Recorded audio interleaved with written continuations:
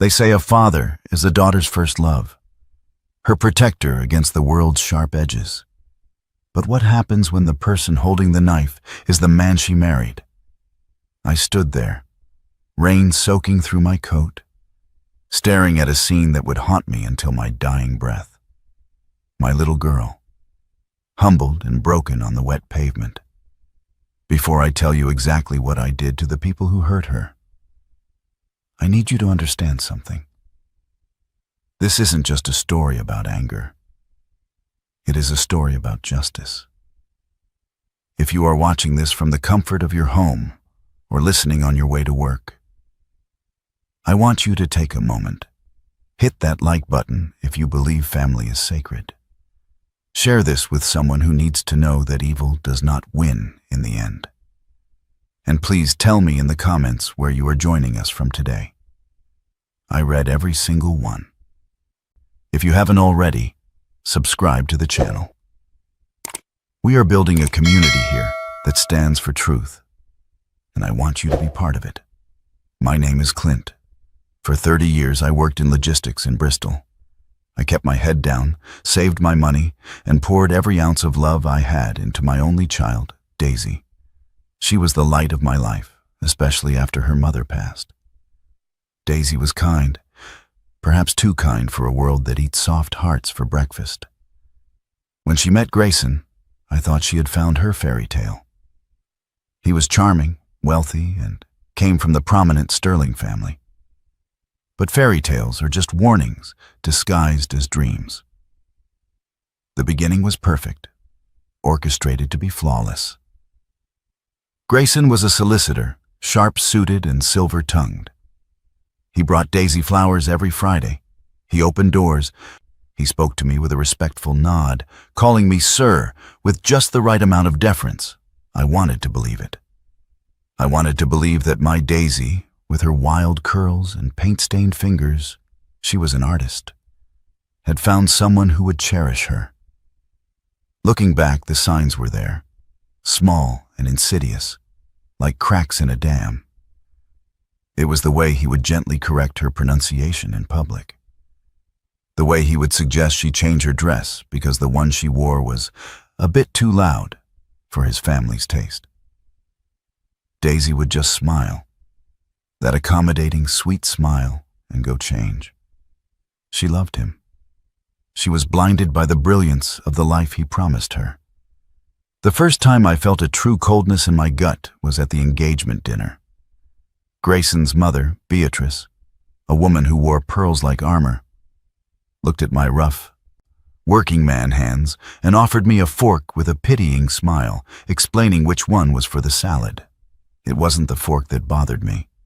It was the way Grayson didn't look at me. He looked at Daisy, and for a split second, I saw not love, but possession. The wedding was a grand affair in a countryside manor in the Cotswolds. It cost more than my house, paid for entirely by the Sterlings. They insisted. They said they wanted everything just so. I offered to pay for the flowers, a contribution to my daughter's day.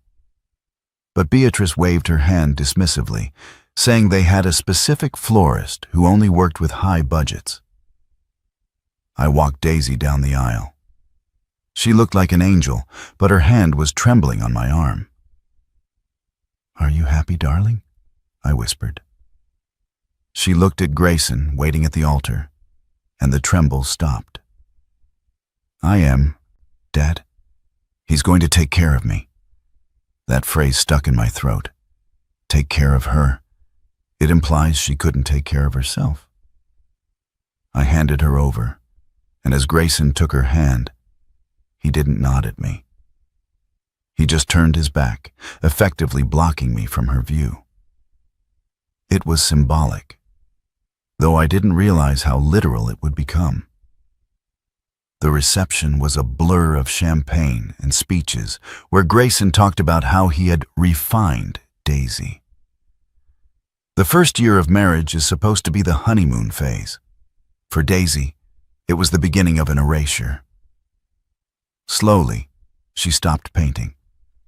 She told me Grayson didn't like the smell of turpentine in their pristine townhouse. Then, she stopped visiting me as often. She said Grayson liked her to be home when he returned from the firm. I tried to call, but often Grayson would answer, saying she was in the bath, or napping, or out shopping. When I did speak to her, her voice sounded thin, stretched tight. She spoke about dinner parties and galas, things that never used to interest her. She was reciting a script written by someone else. One afternoon, I drove over to surprise her. I found her in the garden, staring at a rose bush. She looked pale. When she saw me, she flinched. "Dad, you shouldn't be here," she whispered, looking toward the house. "Grayson doesn't like unannounced guests. It disrupts the schedule." Schedule? My daughter was living by a timetable in her own home. Then came the news. Daisy was pregnant. I was overjoyed. A grandchild. I thought this would change things, soften Grayson, make the house a home. I was wrong. The pregnancy became another method of control. Grayson decided what she ate, when she slept, and who she saw, all under the guise of protecting the heir. He cut off her access to their joint accounts. He gave her a literal allowance, like a child. I found this out when we went for coffee, and her card was declined for a 3-pound latte. She turned crimson, tears welling in her eyes. "He must have forgotten to transfer the funds," she stammered. It breaks a father's heart to see his child stripped of dignity. If you are listening to this, and you feel that heavy ache in your chest knowing that someone is being controlled, that their voice is being silenced, I ask you to join us. Subscribe to this channel, not for me, but as a pledge. A pledge that we will not look away when we see injustice. By subscribing, you are saying that you stand with the Daisies of the world, and you stand against the Graysons. It is a small click for you, but it means the world to our message. The abuse wasn't physical, not at first. It was financial and emotional strangulation. Grayson and his mother, Beatrice, treated Daisy like a surrogate, a vessel for their legacy rather than a human being. Beatrice would come over daily, criticizing the cleanliness of the house, the way Daisy sat, the way she breathed. "You're gaining too much weight," Beatrice would say, sipping tea. "Grayson hates sloppy women." Daisy was 6 months pregnant. She was supposed to gain weight, but she would just nod and push away her plate. I started digging. I couldn't sit by. I had retired by then, but I still had contacts. I wanted to know who these people really were. Grayson Sterling. The name carried weight in the city, but rumors are like smoke. They always lead to a fire. I spent my days in the public records office, looking at land deeds, business filings, anything. What I found was interesting. The Sterling wealth was vast, yes, but it was leveraged, heavily. They lived on credit and reputation. Grayson's firm was facing 2 quiet lawsuits for malpractice. They were bleeding money, yet they spent it like water to maintain the illusion of power. Daisy knew none of this. She thought they were untouchable gods. One evening, Daisy called me, crying. "He threw away my paints, Dad. All of them. He said the nursery needed the space, and he didn't want the baby exposed to low-class hobbies." My blood boiled. "Come home, Daisy. I have the room. Come back to Bristol." There was a long silence. "I can't," she whispered. "He says if I leave, his lawyers will make sure I never see the baby. He says I'm mentally unstable. Dad, he has files on me. Diaries I wrote when I was a teenager. He's twisting everything." The trap was shut. They had isolated her, made her dependent, and now were threatening her with the one thing she loved more than herself, her unborn child. I had to be smart. If I stormed in there, they would call the police, paint me as the aggressive, working-class father-in-law, and use it against Daisy in court. I had to play the long game. I stopped challenging Grayson. I played the submissive old man. I apologized for overstepping. I sent gifts to Beatrice. It tasted like ash in my mouth, but I needed them to lower their guard. I needed access. Meanwhile, I quietly sold my house in Bristol. I liquidated my retirement funds. I had a substantial amount saved. I had invested in logistics tech in the early 2000s, something nobody knew about. I had money, real money, not debt money like the Sterlings. But I kept wearing my old corduroy jacket and driving my 10-year-old sedan. The incident happened in November. It was freezing, a bitter winter that seeped into your bones. Daisy was 8 months along. Her belly was large, and her ankles were swollen. She was exhausted. Grayson was hosting a dinner for his partners. He demanded Daisy look presentable. He gave her a specific budget to buy a dress, a budget that was ridiculously low for the boutiques he insisted she shop at. It was a test, a setup. He wanted her to fail. Daisy found a dress. It was beautiful, a deep navy silk that accommodated her bump. But it was 50 pounds over the budget he gave her. She used the emergency cash I had slipped into her coat pocket months ago to cover the difference. She thought she had solved the problem. She thought she had done good.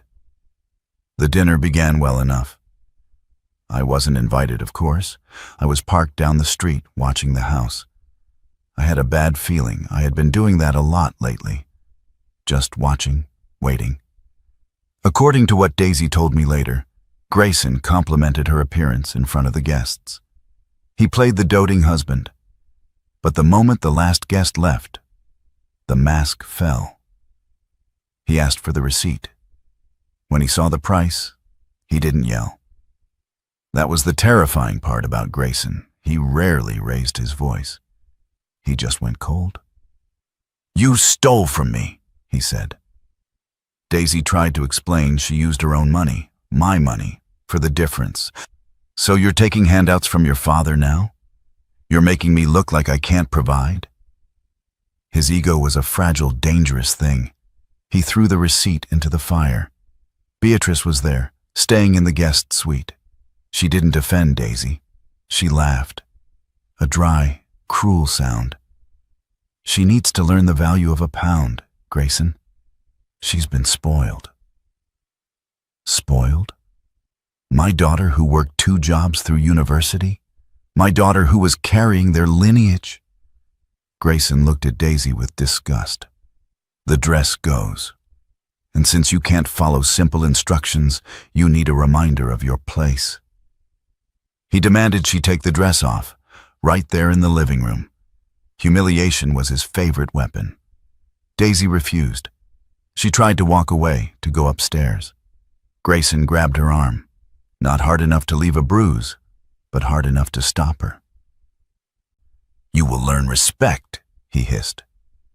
I was sitting in my car, sipping cold coffee, when I saw the front door open. I expected Grayson to be letting a guest out. Instead, I saw a figure stumble onto the porch. It was Daisy. She was wearing the dress. But then, to my horror, Grayson pushed her. "You want to wear that expensive dress? Fine, wear it outside, cool off. Maybe the cold will clear your head." He locked the door. It started to rain. A freezing, sleeting rain. Daisy banged on the door. "Grayson, please, it's freezing, the baby." Inside, the lights were warm. I could see shadows moving past the window. Beatrice and Grayson, pouring brandy, ignoring the pregnant woman shivering on their doorstep. Daisy walked down the steps, her legs shaking. She didn't have a coat. She didn't have shoes on, just stockings. She collapsed onto the wet cobblestones of the driveway. She curled into a ball, trying to protect her stomach. My son-in-law, Made my pregnant daughter kneel down in the rain for buying a dress. I just said, well, I didn't say anything yet. I just moved. I threw my car door open. The rage I felt wasn't red. It was white. It was absolute. I sprinted across the street, my boots splashing in the puddles. I reached her in seconds. She was blue, her teeth chattering so hard she couldn't speak. She looked up at me, her eyes unfocused. Dad? She stuttered. I'm sorry. She was apologizing. She was freezing to death on her own driveway, and she was apologizing. That broke me. And it built me back up into something dangerous. I took off my heavy coat and wrapped it around her. I helped her stand, though she was dead weight. Get in the car, Daisy. Turn the heater on. He has my keys. My phone, she wept. You won't need them, I said. I walked her to my car, settled her in, and cranked the heat. Then I turned back to the house. I walked up the steps. I didn't knock. I didn't ring the bell. I lifted my leg and kicked the door right at the lock. It was a solid oak door, but adrenaline is a powerful thing. It took 2 kicks, and the frame splintered. The door swung open with a crash. At 9 that night, I saw my daughter kneeling down in the rain, barely breathing. Inside, I heard her husband and his family laughing.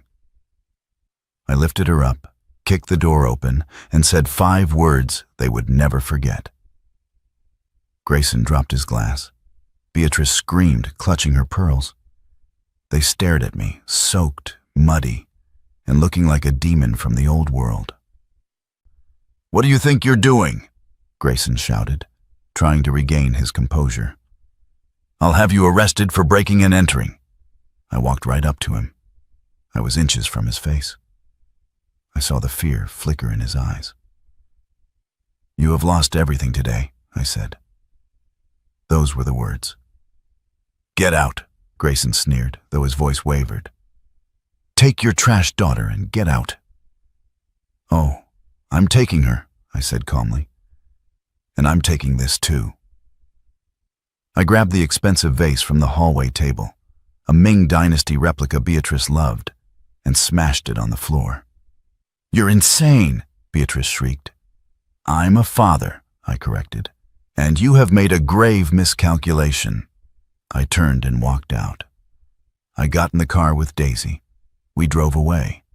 I took her to a private clinic, not the hospital where Grayson had contacts.